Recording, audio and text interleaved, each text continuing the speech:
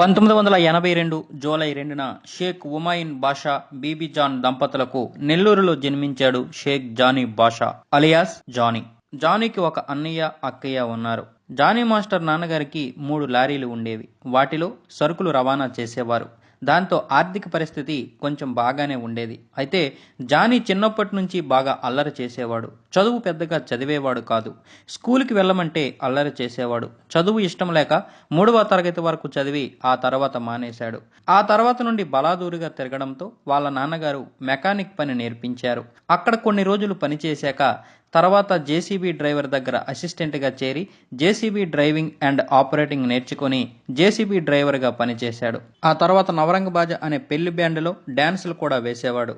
అదే సమయంలో అంటే 1994లో ప్రభుదేవా నటించిన ప్రేమికుడు సినిమా విడుదలై ముక్కాల ముక్కాబుల పాట హల్చల్ చేసింది. ఆ పాటకి జానీ డాన్స్ నేర్చుకుని తన ఫ్రెండ్స్ ముందు చేశాడు. అది వాళ్ళకి బాగా నచ్చింది. అప్పుడు ఒకసారి జాతర జరిగినప్పుడు ఆ జాతరలో ట్రాక్టర్ని ఒక స్టేజ్గా వాడారు. ఆ స్టేజ్ పైకి జానీని తన ఫ్రెండ్స్ అందరూ కలిపి ఎక్కించేశారు. అప్పుడు ముక్కాబుల సాంగ్కి డ్యాన్స్ చేశాడు. ఆ పాట చూసిన ఆడియన్సు చప్పట్లతో ప్రోత్సహించడమే కాకుండా ట్రాక్టర్ దిగాక చాలా మంది అమ్మాయిలు భలే చేసావు జానీ అని పొగడ్తల వర్షం కురిపించారు. కొంతమంది పెద్దవాళ్ళు అయితే అసలు నీలో ఎముకలు ఉన్నాయా లేవారా అని పొగడ్తలతో ముంచెత్తారు. ఎంతో బాగా డాన్స్ చేశావని పొగడడంతో ఆ డాన్స్ చూసి చిట్టుబాబు అనే డాన్స్ మాస్టర్ తన గ్రూపులో చేరమని అడిగాడు. కానీ మనోడికి డాన్స్ ఇష్టం లేక తిరస్కరించేశాడు. కానీ రోజు ఏటిగట్టు దగ్గరికి వెళ్ళి ఇసుకలో డాన్స్ ప్రాక్టీస్ చేసేవాడు. అలా రోజు 2 గంటల పాటు ప్రాక్టీస్ చేసి అక్కడే స్నానం చేసి ఇంటికి వచ్చేవాడు. ఆ తర్వాత ఒకసారి వాళ్ళ మేనత్త వాళ్ళ ఇంటికి వెళ్ళాడు. అక్కడ తన ఫ్రెండ్స్తో కలిసి ఏరు దగ్గర కూర్చున్నాడు. బాతాఖానీ కొడుతున్నాడు. అప్పుడు ఒక పిల్లవాడొచ్చి అన్న అక్కడ ఒక పంది చిన్న పాపను తింటుంది అని చెప్పాడు. వెంటనే అక్కడున్న ఫ్రెండ్స్తో కలిసి వెళ్ళి చూస్తే నిజంగానే ఒక పంది ఒక పసికందును తింటుంది. ఆ పందిని తరిమేసి ఆ పసిపాపని అక్కడే ఒక గొయ్యి తీసి పూడ్చి అక్కడ ఒక పూల మొక్క నాటి వచ్చేశారు. ఆ తర్వాత నుండి జానీలో ఆలోచనలు మొలకెత్తాయి. కేవలం ఆడపిల్ల అయినందువల్లనే కదా పారేశారు. అక్రమంగా గర్భం వస్తే అబార్షన్ చేసి చంపుతారు. సక్రమంగా వస్తే భారమని బయటికి పారేస్తారు. దీనంతటికీ మూల కారణం డబ్బు. మనిషిని శాసించేది డబ్బు అనుకున్నాడు. ఆ డబ్బు నేను సంపాదించాలి. కానీ ఎలా సంపాదించాలి? 1 రాజకీయాలు చేయాలి. అవి నాకు సరిపడవు. 2 స్పోర్ట్స్, నాకు చదువు లేదు. 3 బిజినెస్ చేయడానికి డబ్బులు ఎవరు ఇవ్వరు. 4 సినీ ఫీల్డ్ అయితే చదువు అవసరం లేదు, డబ్బు అవసరం లేదు, టాలెంట్ ఉంటే సరిపోతుంది అనుకున్నాడు. సినీ ఫీల్డ్కి వెళ్ళి డైరెక్టర్ అయితే ఎక్కువ డబ్బులు సంపాదించవచ్చు అనుకున్నాడు. అనుకున్నదే తడువుగా హైదరాబాద్ వెళ్ళి సినీ ప్రయత్నాలు చేస్తానని వాళ్ళ నాన్నతో అన్నాడు. కానీ వాళ్ళ నాన్న అందుకు ఒప్పుకోలేదు. సినీ ఫీల్డ్లో నువ్వేం సాధిస్తావు, నీ ముఖం, ఇక్కడే ఏదైనా పని చూసుకో అనేశారు. కానీ జానీ ఒప్పుకోలేదు. నన్ను పంపిస్తావా లేకపోతే నేనే హైదరాబాద్ నడుచుకుంటూ వెళ్ళిపోవాలా అన్నాడు. అప్పుడు వాళ్ళ నాన్న ఒప్పుకొని కొంత డబ్బు ఇచ్చి పంపించారు. 2003లో హైదరాబాద్ వచ్చిన జానీ ఎవరిని కలవాలో ఎక్కడ కలవాలో తెలియక మొదట్లో లాడ్జి తీసుకుని అమీర్పేట్, ఫిలిం నగర్, మాదాపూర్లో ఉండేవాడు. తర్వాత సినీ ఫీల్డ్కి సంబంధించిన వారందరూ కృష్ణానగర్లో ఉంటారని తెలుసుకుని అక్కడ 1100 రూపాయలకి అద్దెకి ఒక ఇల్లు తీసుకుని ఉండేవాడు. కానీ సినీ ప్రయత్నాలు ఎలా చేయాలో తెలిసేది కాదు. అయితే రాజమౌళి, పూరి జగన్నాథ్, వివి వినాయక్, త్రివిక్రమ్ వంటి దర్శకుల ఆఫీసులకి వెళ్ళి అక్కడ ఉన్న అసిస్టెంట్ డైరెక్టర్స్ను, అసోసియేట్ డైరెక్టర్స్ను, కో డైరెక్టర్స్ను కలిసి మాట్లాడేవాడు. కానీ 3వ తరగతి వరకు మాత్రమే చదువుకున్నాడని తెలిసి వాళ్ళు, తమ్ముడు నీకు చదువు లేకపోతే డైరెక్షన్ డిపార్ట్మెంట్లో ఎలా పనిచేస్తావు అనేసి పంపించేసేవారు. అలా కొన్ని రోజులు తిరిగాక ఇక లాభం లేదని డాన్సర్గా మారాల్సిందే అని నిర్ణయించుకొని డాన్సర్స్ యూనియన్కి వెళ్ళి డాన్సులు చేసి తన ప్రతిభని చూపించి కార్డు కోసం ప్రయత్నించాడు. కార్డు కావాలంటే 25,000 రూపాయలు కావాలి. దాంతో వాళ్ళ నాన్నని అడిగాడు. అదే సమయంలో వాళ్ళ నాన్నగారికి లారీ యాక్సిడెంట్ అయ్యి కాలు విరిగింది. మరోపక్క వాళ్ళ అక్క పెళ్లి ఉంది. ఆ సమయంలో వాళ్ళ నాన్నగారు తన కొడుకు మాట కాదనలేక 50,000 రూపాయల చిట్టీని 25,000 రూపాయలకి లాస్ పాడేసి 25,000 రూపాయలు జానీకి పంపించాడు. ఆ 25,000 రూపాయలతో జానీ యూనియన్ కార్డు తీశాడు. అప్పటి నుంచి అప్పుడప్పుడు ఎవరైనా డాన్సర్గా పిలిస్తే వెళ్ళేవాడు. డాన్సర్గా వెళ్తే అతనికి ఒక రోజుకి 2,200 నుంచి 3,200 రూపాయల వరకు వచ్చేవి. అదే సమయంలో సిరాజ్ అనే మిత్రుడు పరిచయం అయ్యాడు. అతను జానీని తమ్ముడిలా భావించి జానీ ఎక్కువగా వృధా ఖర్చులు చేస్తున్నాడని డబ్బులన్నీ తన దగ్గర ఉంచి అవసరమైన మేరకి డబ్బులు ఇచ్చేవాడు. అలా అతని పరిచయంతో వృధా ఖర్చులు తగ్గాయి. అయితే సిరాజ్ సౌదీలో ఉద్యోగం రావడంతో సౌదీ వెళ్ళిపోయాడు. అతడు సౌదీ వెళ్లిపోయాక అతనికి 80,000 రూపాయల వరకు జీతం అందేదట. అందుకని ఎప్పుడు డబ్బులు కావాలన్నా అతను జానీకి డబ్బులు పంపించేవాడు. అయితే రూములో మాత్రం జానీ ఒంటరిగా ఉండేవాడు. అయితే అతను సౌదీ వెళ్లడం వలన జానీలో మరో ధైర్యం వచ్చింది. అదేంటంటే సినీ ఫీల్డ్లో ఒకవేళ సక్సెస్ కాకపోతే అతని ద్వారా సౌదీలో ఉద్యోగం సంపాదించవచ్చు అనుకున్నాడు. నేను కూడా సౌదీ వచ్చి ఉద్యోగం చేసుకుంటాను, ఏదైనా జాబు ఉంటే చూడన్నా అని జానీ మాస్టర్ ఒకసారి అతనితో అన్నాడు. దానికి సిరాజ్ ఓకే చెప్పి ఇండియా త్వరలో వస్తున్నాను, కలిసి మాట్లాడదాం అన్నాడు. అయితే అతను ఇండియా వచ్చే ముందు రోజే సౌదీలో మరణించాడు. అతని మరణంతో జానీ చాలా కృంగిపోయాడు. అతని మరణం మర్చిపోలేక మసీదు ఇంటికి తప్ప ఎక్కడికి వెళ్ళలేదు.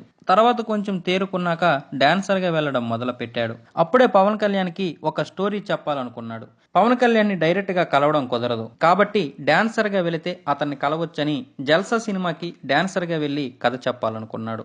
అనుకున్న విధంగానే జల్సా సినిమాకి డాన్స్ మాస్టర్ గా పనిచేస్తున్న అతని మెయిన్ అసిస్టెంట్ ని రిక్వెస్ట్ చేసి తనకొచ్చే డబ్బులన్నీ తీసుకోమని చెప్పి తనని ఎలాగైనా జల్సా పాటల షూటింగ్ కి డాన్సర్ గా తీసుకెళ్లమని చెప్పాడు. అనుకున్న విధంగానే అతను జల్సా షూటింగ్ కి తీసుకెళ్లాడు.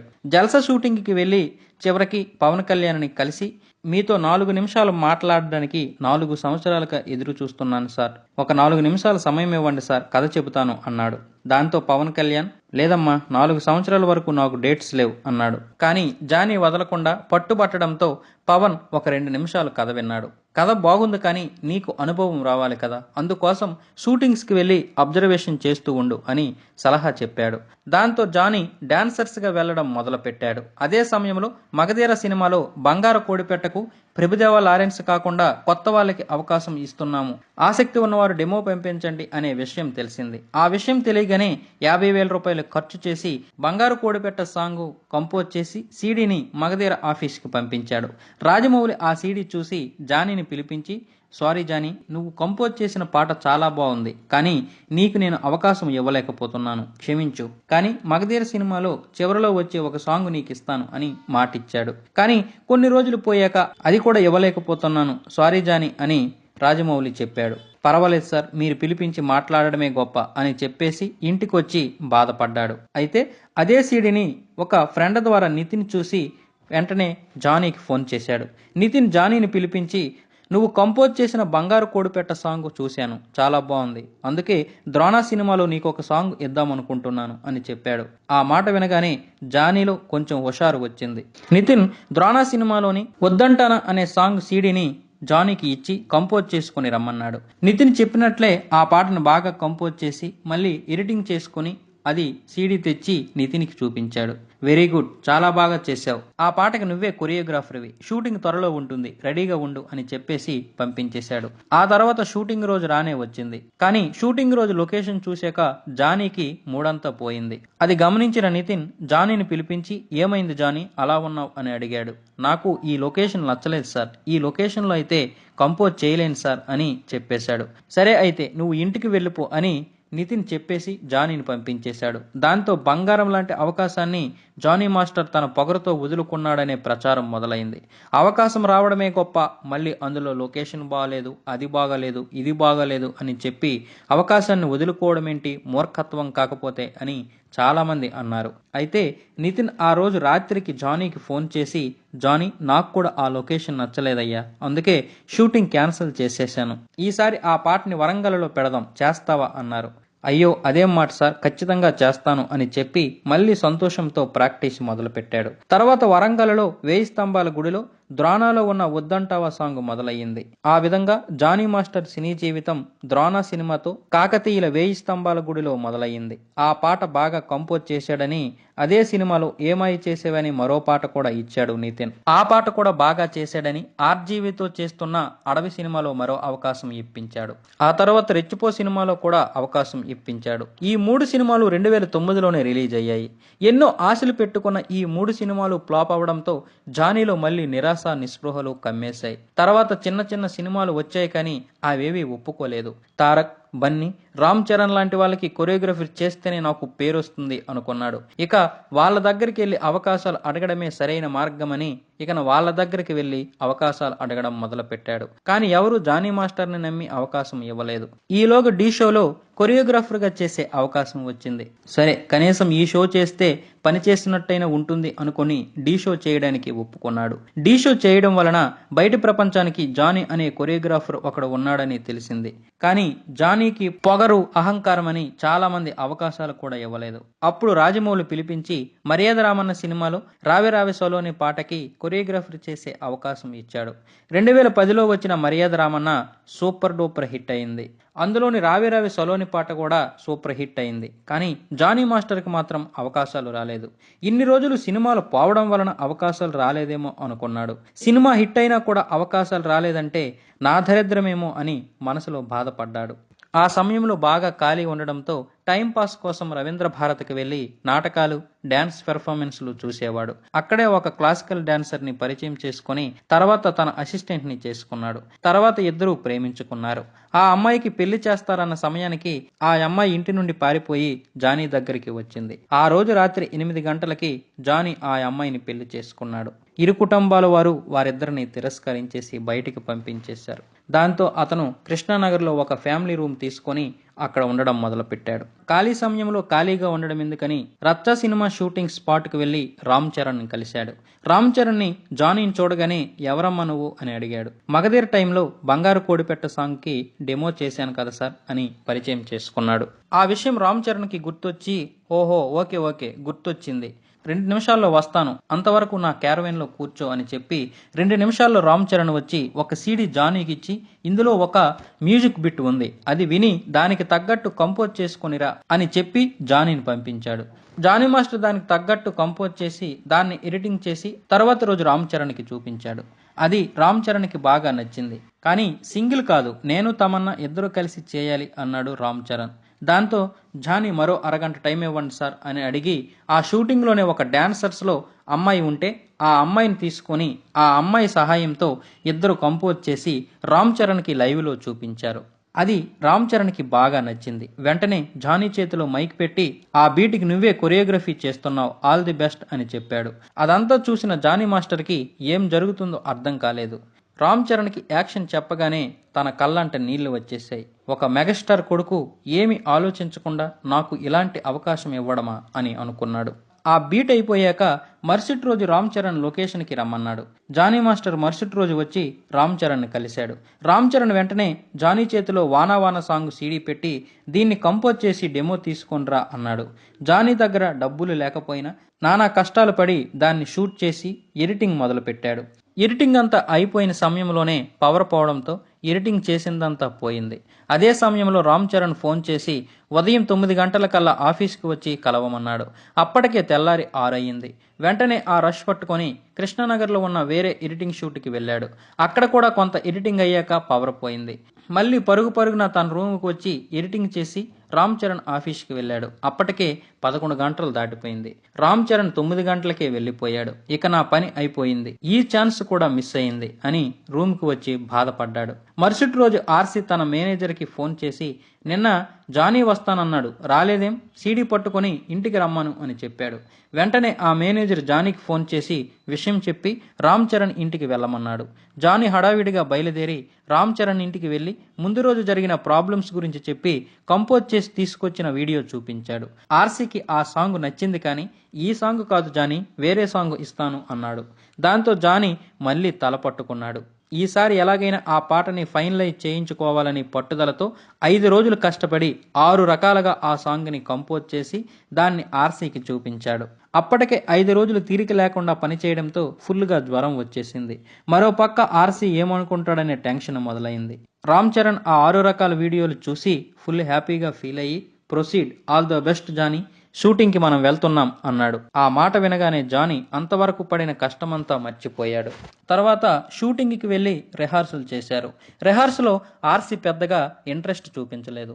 సోగా స్టెప్స్ వేశాడు. దాంతో జానీకి మళ్ళీ టెన్షన్ పట్టుకుంది. ఇదేంటిది, నేను ఎంతో కష్టపడి స్టెప్స్ క్రియేట్ చేస్తే ఇతను దాన్ని పాడు చేస్తున్నాడు అని మనసులోనే బాధపడ్డాడు.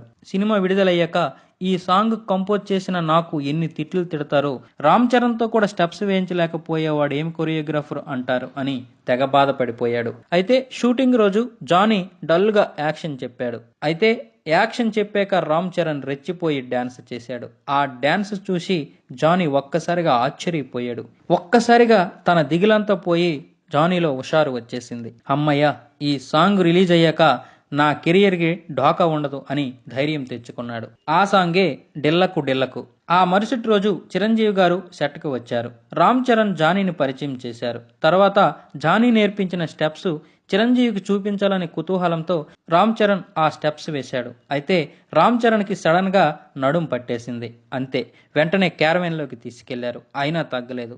తర్వాత హాస్పిటల్కి తీసుకెళ్లారు. 20 రోజులు బెడ్ రెస్ట్ తీసుకోవాలన్నారు డాక్టర్స్. షూటింగ్ ప్యాకప్ చెప్పేశారు. జానీలో మళ్ళీ దిగులు పట్టుకుంది. 1, రామ్ చరణ్కి నడుం బాగోకపోతే ఏమంటారు. 2, తన లైఫ్ ఇక్కడతో క్లోజ్ అయిపోయింది అనుకున్నాడు. కానీ 20 రోజుల తర్వాత రామ్ చరణ్ ఫోన్ చేసి షూటింగ్కి వెళ్దామా అన్నాడు. మళ్ళీ జానీలో హుషారు వచ్చింది. పాట పూర్తి చేశాడు. ఆ సాంగ్ నిర్మాతకి డైరెక్టర్స్కి బాగా నచ్చింది. మరో పాట కూడా జానీకి ఇద్దామన్నారు. కానీ రామ్ చరణ్ వద్దన్నాడు. వీడికిస్తే షూటింగ్ బాగా లేట్ అవుతుంది, సినిమా అప్పుడే రిలీజ్ అవ్వదు, ఇక మీ ఇష్టం అని చెప్పాడు. ఈలోగా రాజమౌళి పిలిపించి ఏగ సినిమాలో అవకాశం ఇచ్చారు. రచ్చ మూవీ 2012 ఏప్రిల్ 5న విడుదలైంది. విడుదలైన రోజు మధ్యాహ్నం 1 గంట వరకు సరైన రిజల్ట్ రాక చాలా టెన్షన్ పడ్డాడు. రాత్రి అయ్యేసరికి ఆ సినిమా సూపర్ హిట్ అనే టాక్ వచ్చింది. అప్పుడు జానీ మాస్టర్ కూడా చాలా మంది ఫోన్ చేసి అభినందించారు. తర్వాత అదే సంవత్సరం జూలైలో విడుదలైన ఈగ సూపర్ డూపర్ హిట్ అయింది. ఈ 2 సినిమాలు హిట్ అవడంతో జానీకి అవకాశాలు కూడా వరుసగా వచ్చాయి. ప్రస్థానం, కథా స్క్రీన్ ప్లే దర్శకత్వం అప్పల్ రాజు, గరం, దొంగల ముఠ, నేను నా రాక్షసి, ప్రేమ కావాలి, పూలరంగడు వంటి సినిమాలతో పాటు అల్లు అర్జున్ పిలిపించి జూలైలో ఒక అవకాశం ఇచ్చాడు. ఎన్టీఆర్ పిలిపించి బాద్షాలో అవకాశం ఇచ్చాడు. మళ్ళీ రామ్ చరణ్ పిలిపించి నాయిక్లో మరో అవకాశం ఇచ్చాడు. నాయిక్ రేపు విడుదలవుతుందనగా ముందు రోజు జానీ మాస్టర్ వాళ్ళ ఆవిడికి 8వ నెలలో కడుపు నొప్పి రావడంతో ఒక హాస్పిటల్కి అర్జెంటుగా తీసుకొని వెళ్ళాడు. అక్కడ డాక్టర్స్ చెక్ చేసి అబార్షన్ చేసి బిడ్డను తీయాలని చెప్పడంతో అబార్షన్ అయితే వద్దు, నార్మల్ అయితేనే కావాలని వాళ్ళ ఆవిడ పట్టుబట్టింది. దాంతో నార్మలే చేయండి అని డాక్టర్స్ని రిక్వెస్ట్ చేశాడు. డాక్టర్స్ అక్కడ నార్మల్ డెలివరీ అవ్వడానికి ఒక ఇంజెక్షన్ ఇచ్చారు. అయినా నార్మల్ డెలివరీ అవ్వలేదు. వాళ్ళు చేతులెత్తేయడంతో మరొక హాస్పిటల్కి తీసుకుని వెళ్ళాడు. అక్కడ కూడా డాక్టర్స్ రాంగ్ ట్రీట్మెంట్ ఇవ్వడంతో పరిస్థితి విషమించింది. అప్పటికే తన దగ్గరున్న 1,50,000 అయిపోయాయి. తన చేతిలో చిల్లి గవ్వ కూడా లేదు. ఏం చేయాలో తెలియక రామ్ చరణ్కి ఫోన్ చేశాడు. రామ్ చరణ్ లిఫ్ట్ చేయలేదు. రామ్ చరణ్ మేనేజర్కి ఫోన్ చేసి విషయం చెప్పాడు. రామ్ చరణ్ మౌనవ్రతంలో తిరుపతిలో ఉన్నాడు జానీ, అందుకే నీ ఫోన్ లిఫ్ట్ చేయలేదు. నీ సమస్యని నేను ఆయనకు ఒక మెసేజ్ పెడతాను అని చెప్పి వెంటనే రామ్ చరణ్కి మెసేజ్ పెట్టాడు. రామ్ చరణ్ ఆ మెసేజ్ చూడగానే మౌనవ్రతం వదిలేసి జానీకి ఫోన్ చేసి, నువ్వు వెంటనే ఫిల్మ్ నగర్లో ఉన్న అపోలో హాస్పిటల్కి తీసుకెళ్లి మీ వైఫ్ పేరు మాత్రమే చెప్పు, మిగతాదంతా వాళ్ళు చూసుకుంటారు అని చెప్పాడు. జానీ వెంటనే అపోలో హాస్పిటల్కి తీసుకెళ్లి తన భార్య పేరు చెప్పాడు. అంతే, ట్రీట్మెంట్ హై లెవెల్లో చకాచకా జరిగిపోయింది. అయితే బాగా లేట్ చేయడంతో నార్మల్ డెలివరీ కాకుండా అబార్షన్ చేయాల్సి వచ్చింది. అబార్షన్ చేసి బాబును బయటికి తీశారు. ఆ సమయంలో ఆ బాబు అస్థిపంజరానికి తోలు కట్టినట్టు మాత్రమే ఉన్నాడట. అంతా అయ్యాక బిల్ 5 లక్షలు జానీ చేతిలో పెట్టారు. ఆ బిల్ చూశాక జానీకి కళ్ళు బైర్లు కమ్మేశాయి. ఏం చేయాలో అర్థం కాలేదు. రిసెప్షన్కి వెళ్ళి బిల్లు చూపించాడు. ఆ బిల్లు వాళ్ళు తీసుకుని ఒక స్టాంప్ వేసి 350 రూపాయలు కట్టండి సార్ అన్నారు. అదేంటి 350 రూపాయలు అన్నాడు జానీ. ఆల్రెడీ ఉపాసన మేడం గారు బిల్లు పే చేసేశారు. 350 రూపాయలు కూడా వాళ్ళు పే చేసే వాళ్ళే, కానీ మీ కష్టార్జితంతో బాబుకి మిల్క్ పౌడర్ పెట్టాలని వాళ్ళు కట్టలేదు అన్నారు. దాంతో జానీ అక్కడికక్కడే కూలబడిపోయి ఏడ్చేశాడు. ఇప్పుడు ఆ బాబు చాలా బాగున్నాడంట. డెలివరీ అయిన 2 రోజుల తర్వాత రామ్ చరణ్ని కలిసినప్పుడు జానీకి బాగా చేవట్లు పెట్టి, నీకు బుద్ధుందా, నువ్వు నాకు ముందే ఎందుకు ఫోన్ చేయలేదు, తల్లి బిడ్డకి ఏమైనైతే పరిస్థితి ఏంటి అని తిట్టి జానీని హగ్ చేసుకున్నాడు. That is Ram Charan. ఆ తర్వాత నుండి జానీ మాస్టర్ ఎవడు, రేసు గుర్రం, గోవిందుడు అందరవాడేలే, పట, స్టెంపర్, రే, సన్నాప్ సత్యమూర్తి లాంటి సినిమాలు, చిరంజీవి, బాలకృష్ణ, వెంకటేష్, పవన్ కళ్యాణ్, మహేష్ బాబు, ప్రభాస్, రామ్, ఆది, మనోజ్, నాని, బెల్లంకొండ శ్రీను, గోపీచంద్, రవితేజ, విజయ్ దేవరకొండ వంటి దాదాపు తెలుగు హీరోలందరితో స్టెప్స్ వేయించాడు. అలాగే తమిళంలో ధనుష్, శివకార్తికేయతో పాటు కన్నడలో పునీత్ రాజ్కుమార్తో కూడా స్టెప్పులు వేయించి స్టోరీ టెల్లింగ్ కొరియోగ్రాఫర్గా పేరు తెచ్చుకున్నాడు. ఒక పాటలో స్టోరీ ఉంటే మాత్రం ప్రతి దర్శకుడు చాయిస్ జానీ మాస్టరే. ఎందుకంటే ఒక పాటలో స్టోరీ చెప్పాలంటే అది జానీ మాస్టర్ తర్వాతనే. జానీ మాస్టర్ ఇంకా మంచి మంచి సినిమాలు చేసి ఎన్నో అవార్డులు రివార్డులు అందుకోవాలని మనము కోరుకుందాం. ఫ్రెండ్స్, ఈ వీడియో కనుక మీకు నచ్చినట్లయితే ఖచ్చితంగా లైక్ చేయండి, అలాగే షేర్ చేయండి, కామెంట్ చేయండి, సబ్స్క్రైబ్ చేసుకోవడం మాత్రం మర్చిపోకండి. Thank you. జై జవాన్, జై కిసాన్, జై భారత్, జై Hind. Hi, this is Roja. For more interesting updates, please subscribe Country Thoughts. Hi అండి, నేను మీ Fun Bucket Bharath. Please subscribe to Country Thoughts. Hi అందరికీ నమస్కారం, నేను మీ Madhupriya. Please subscribe to Country Thoughts YouTube channel. Hi friends, నేను మీ Devenani. Please subscribe Country Thoughts. Hi అండి, నేను మీ Fun Bucket Bhargav. Please subscribe to Country Thoughts for more interesting updates. కింద గంట కొట్టియండి.